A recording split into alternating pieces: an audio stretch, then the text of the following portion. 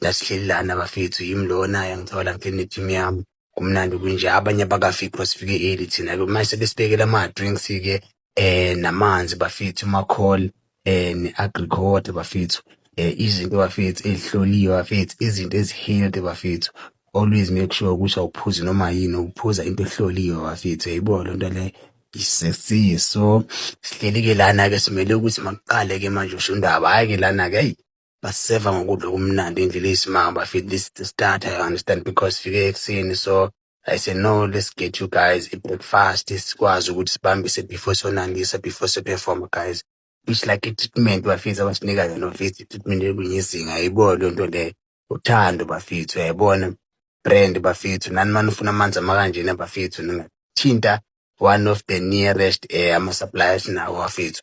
Lana misidla ikhekhe. At the same time khohliwe misicelebrate bafethu i-birthday yenkosi yamakhosi omoya, which is our spiritual father, is our guidance, it's our savior, you understand. So it was nice. Lana bafethu la benandisa nabo about dancing and stuff, yayibona le nto le bafethu, kumnandi nje bafethu, yabo. So I just sharing ama-highlights, angishare yonke into because like it was not possible to share yonke into because I was on the VIP as an artist. So I just share lama piece avelayo guys, yabo, just an update ukuthi kahle kahle i-Dr. SP Kgatte Foundation yini umsebenzi wayo bafethu, yabo. Hhayi-ke lana esesimile-ke lana inkosazana yami ithi no masiphume sime ngaphandle because la moto emnyameni ibona lapha la class leyana ihamba ubani ihamba ngonkosazana Doda. So make ifuna uthatha isithombe nayo, yayibona into leyo.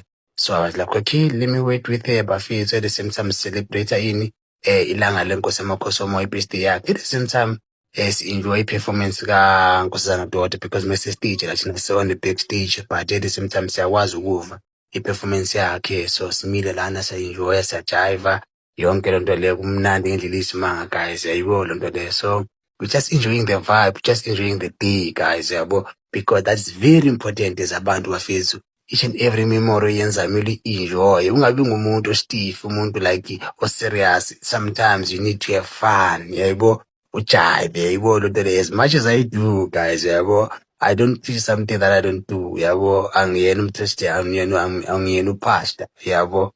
Teach into engiyenzayo mina, yayibona into leyo. So you see, so kumnandi kunje bafisa enjoy-ke lana-ke, yabona siyajiva ngapho unkosazana Doda uyachi performance yakhe, kumnandi kunje bafethu. Hhayi-ke lana busy ngiyaveza, yabona ukuthi okay we're still on bafethu, yabo, we're still on, it makajayive inkosazana la vele around yathi hayi uyangirobha. Yena unkosazana Doda ke lo bafethu ngene stage.